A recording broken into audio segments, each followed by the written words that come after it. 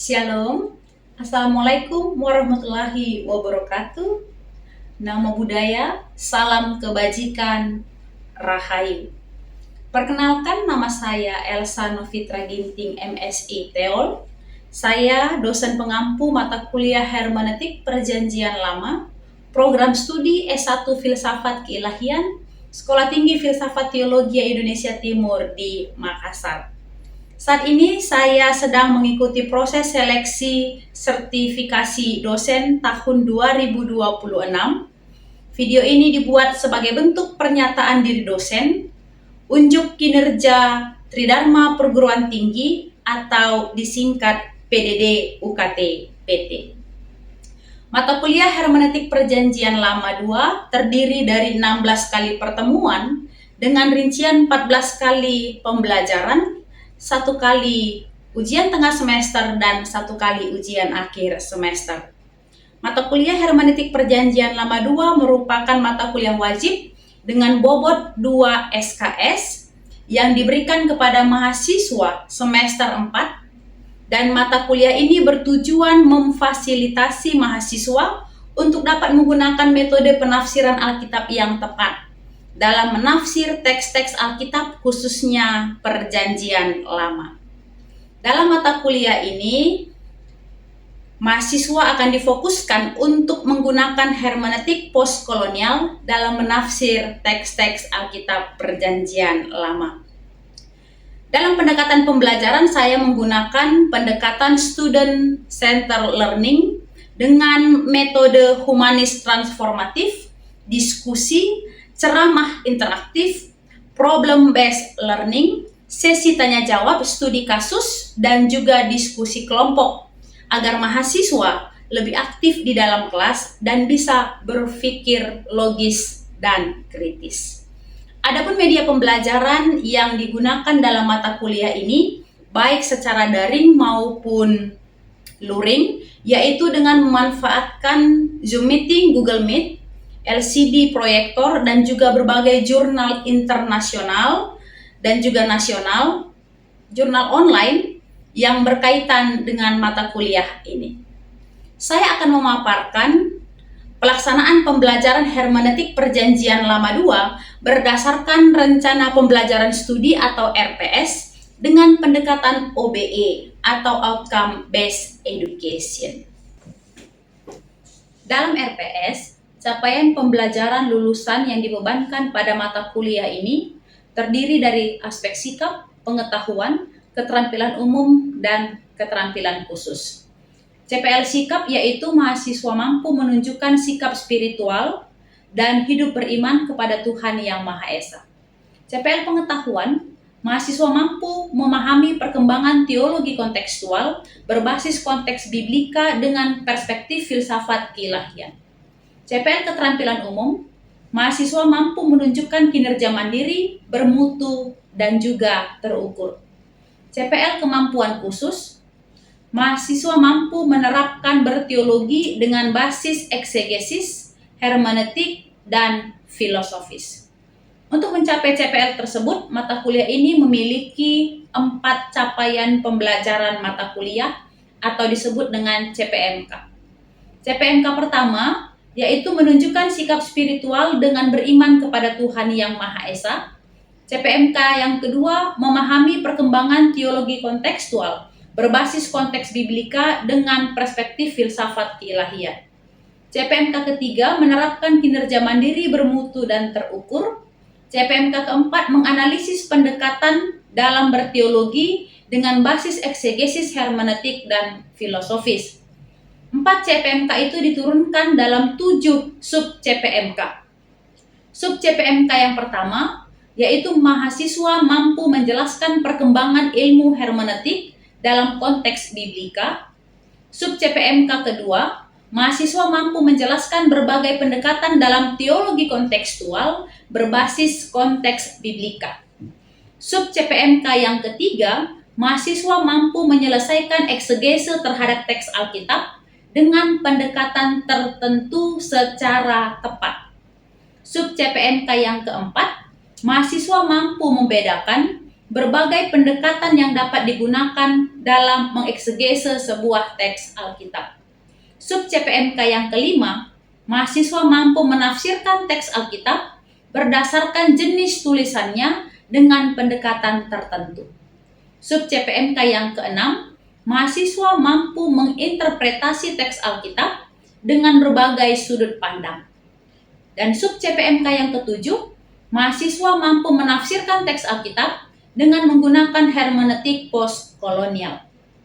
Dalam pelaksanaan evaluasi pembelajaran, penilaian dilakukan melalui beberapa komponen evaluasi dengan bobot penilaian sebagai berikut. Tugas mandiri 15%, tugas kelompok 10%, keaktifan dan kehadiran 20%, ujian tengah semester 25%, dan ujian akhir semester 30%. Melalui sistem evaluasi ini, diharapkan penilaian tidak hanya berfokus pada hasil akhir pembelajaran, tapi juga pada proses pembentukan karakter mahasiswa, kemampuan berpikir kritis, dan juga implementasi nilai-nilai teologi dalam kehidupan sehari-hari. Berikut ini akan ditayangkan video pembelajaran pada mata kuliah Hermeneutik Perjanjian Lama 2. Selamat menyaksikan. Baik, selamat siang semuanya. Selamat siang, Ibu. Semuanya sehat? Sehat. Baik, sebelum kita mulai perkuliahan kita hari ini, saya minta salah satu dari kalian untuk pimpin kita dalam doa. Silakan. Ayo, Santi.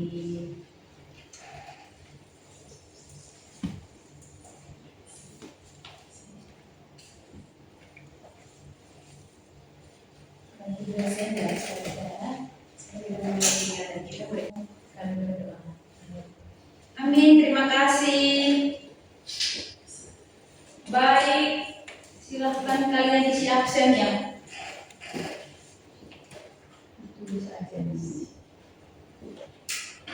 Baik, pertemuan hari ini kita masuk dalam pertemuan yang kelima dengan materi membaca Alkitab dengan mata baru. Dalam hermeneutik, apa itu mata lama?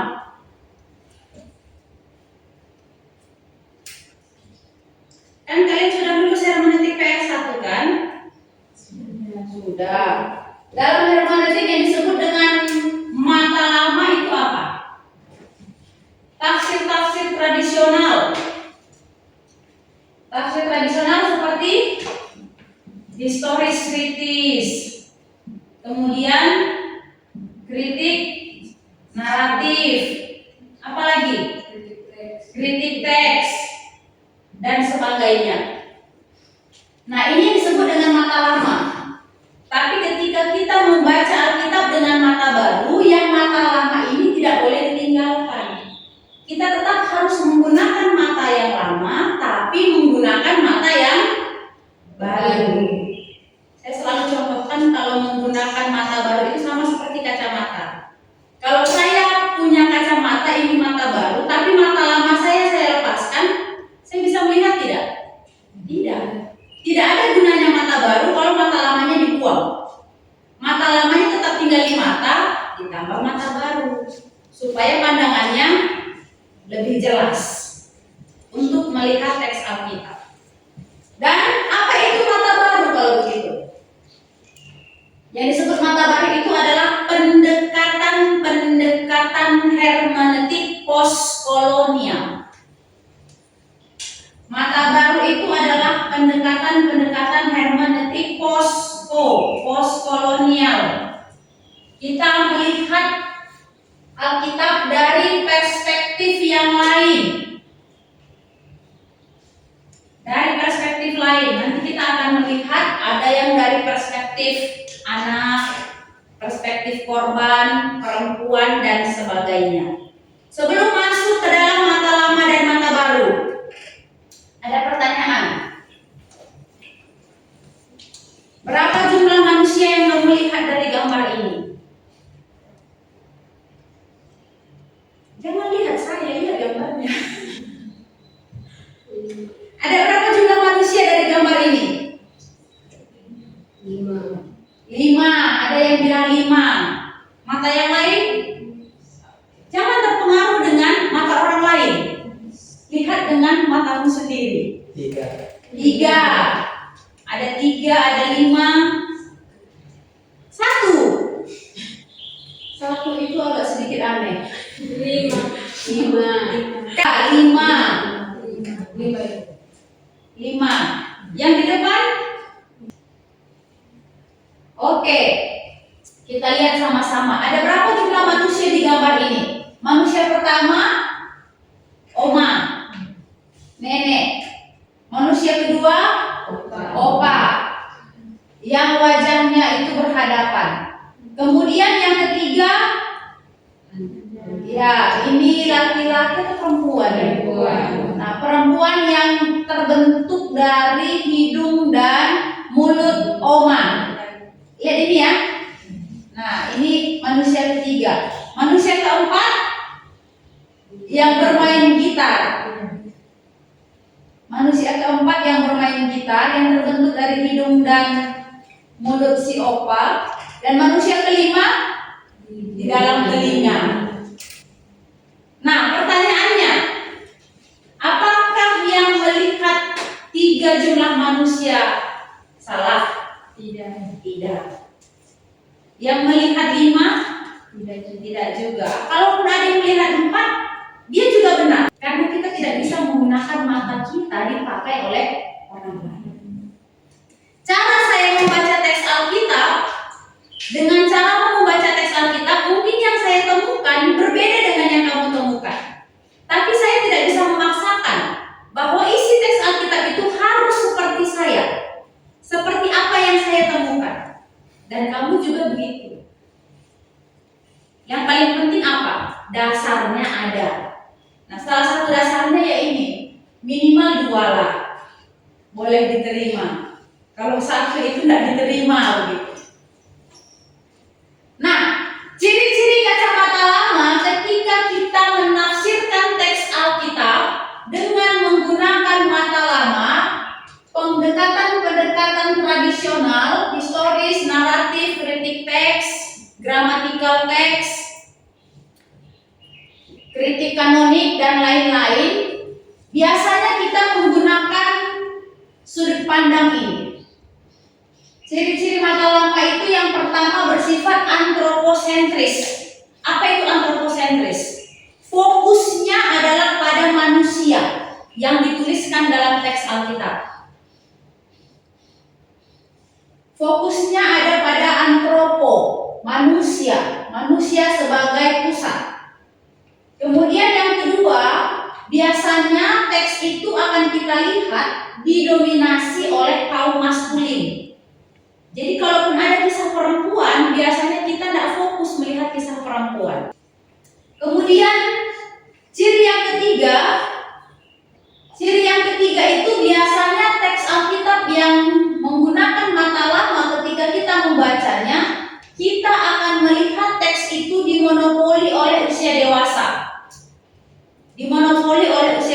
Kalau kita membaca teks Alkitab, di dalamnya mengisahkan tentang anak-anak, kita tidak akan memperhatikan anak itu. Yang kita perhatikan adalah bagaimana ibunya atau ayahnya yang dikisahkan dalam teks. Tapi anak itu tidak menjadi perhatian. Kemudian yang keempat, cenderung pro-kapitalis. Apalagi teks Perjanjian Lama itu banyak sekali mengisahkan mengenai kerajaan. Jadi pro-kapitalis itu artinya apa? Memihak kepada kaum yang berkuasa. Siapa yang punya kuasa dia lebih ditonjolkan. Yang lemah itu tidak terlihat. Kemudian anti-komunalis. Mengapa anti-komunalis? Karena lebih cenderung melihat pada satu tokoh tertentu. Jadi grup-grup, kelompok-kelompok orang banyak itu tidak akan terlihat. Kisah Goliat dan Daud yang menjadi sorotan siapa? Daud. Padahal di belakang Daud ada ribuan, puluhan ribu orang Israel, tapi tidak terlihat. Yang dilihat adalah satu sosok.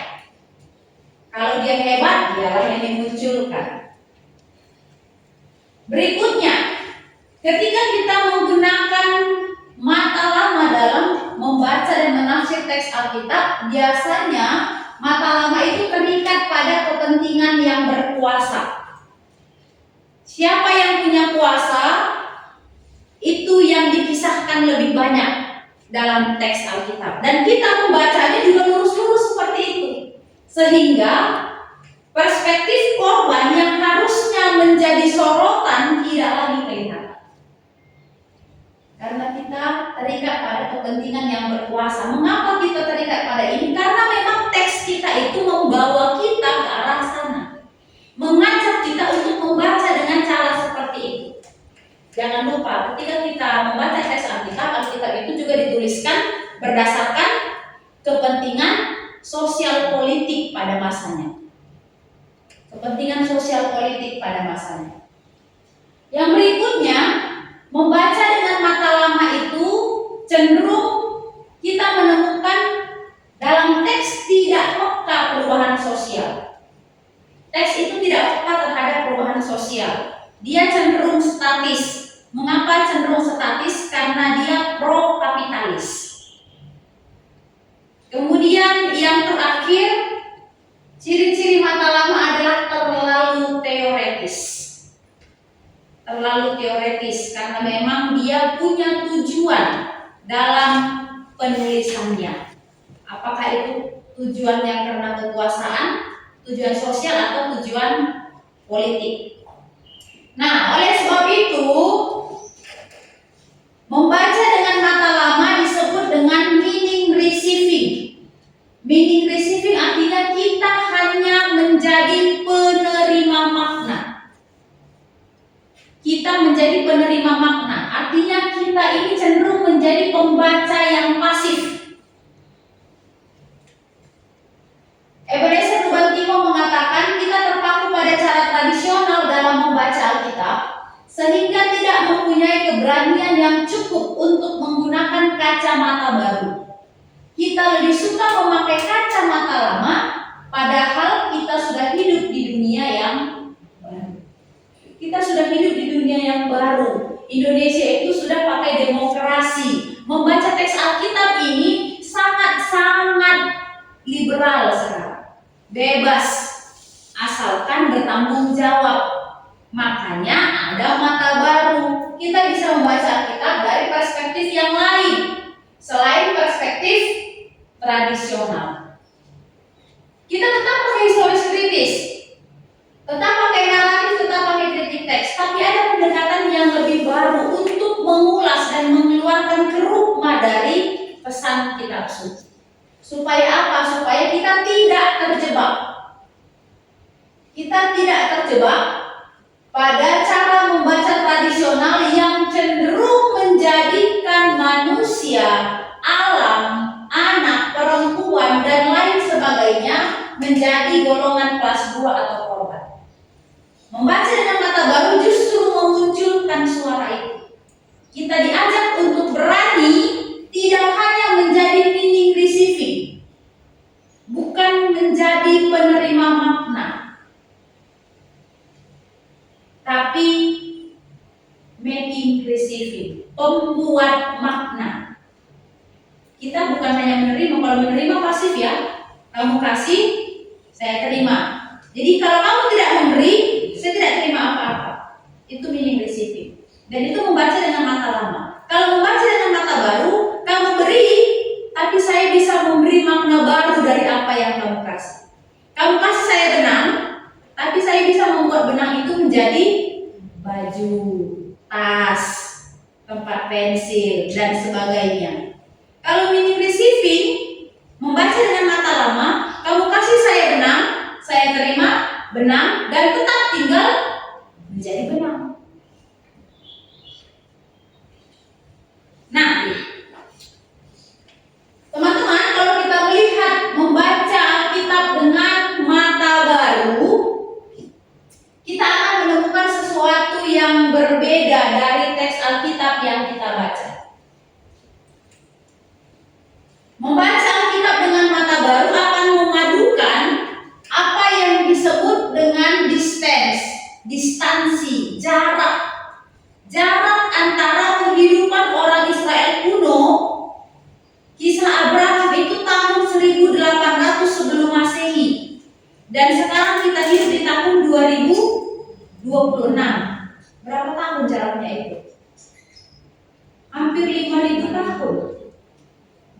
1026 ke 1800, 4000 sekian, hampir 5000 tahun. Kita memadukan apa yang disebut jarak penulisan teks Alkitab pada masanya, konteks Alkitab ketika teks itu dituliskan dengan berbagai kepentingan di dalamnya, juga konteks sekarang. Itulah yang disebut dengan hermeneutik kontekstual. Jadi membaca teks Alkitab itu, kita tidak hanya membaca Alkitab sebagai penerima makna, tapi kita membaca Alkitab sebagai sebuah pembuat makna, tanpa melupakan adanya jarak konteks Alkitab. Konteks Alkitab itu kita dapat dari masa lama, dari metode tafsiran ini. Tapi kita juga melihat konteks sekarang, itu mata baru. Jadi konteks sekarang itu menentukan bagaimana cara kita membaca sebuah teks. Nah, ini disebut dengan MADMB, membaca Alkitab dengan mata baru. Membaca Alkitab dengan mata baru sering disebut dengan membaca kontekstual.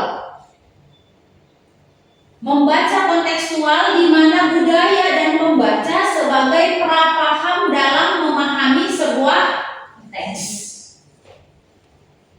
Budaya dan pembaca, konteks kita sekarang, konteks penulisan teks Alkitab dan pembaca masa kini itu adalah prapaham dalam memahami teks. Membaca Alkitab dengan mata baru, kita akan melihat bahwa Alkitab bukan the rule of truth, tapi the rule of truth adalah Allah. The rule of truth, sumber kebenaran yang mutlak itu apa? Tuhan, bukan Alkitab. Alkitab ditulis oleh siapa? Manusia. Kalau ditulis oleh manusia bisa mengalami kesalahan tidak? Bisa. Tapi kenapa disebut kitab suci? Iya, karena memang dia dituliskan oleh manusia, tapi dengan hikmat Roh Kudus.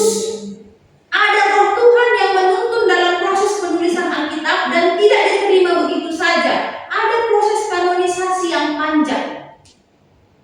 Tapi karena ditulis oleh manusia dan berdasarkan konteks dan kepentingan dalam penulisan teks Alkitab itu bisa saja salah. Contoh, Alkitab yang saya bawa ini kan Alkitab terjemahan baru edisi kedua. Berarti ada edisi ke-1. Ada perubahan tidak dari edisi ke-1 ke edisi kedua? Kenapa ada perubahan?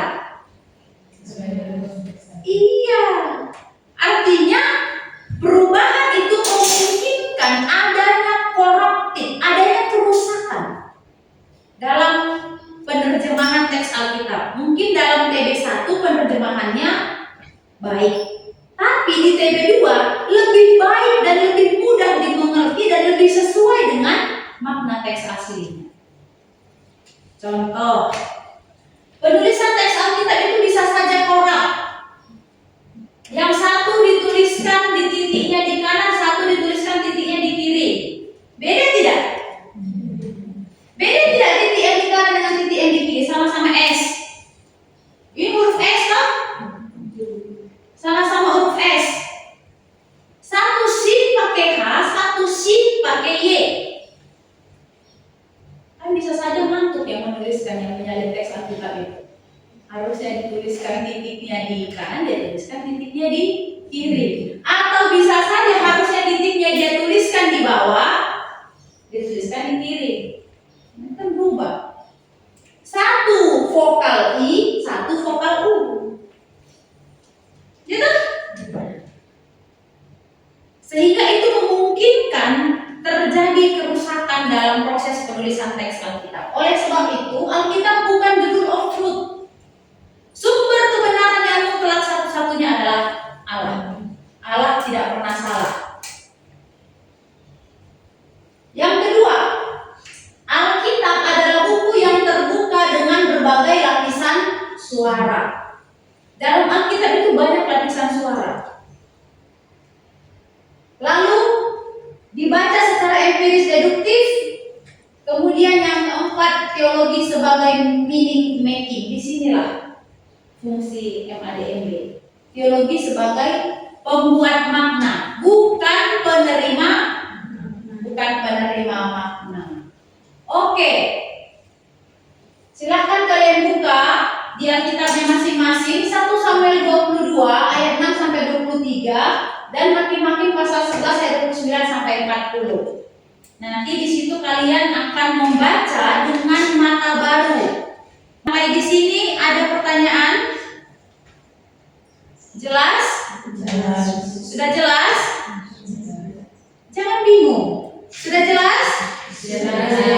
Baik, kalau jelas, silahkan dibaca. Nanti minggu depan kita akan diskusikan apa yang kalian temukan dalam teks Alkitab yang sudah kalian baca. Sampai di sini pembelajaran kita pada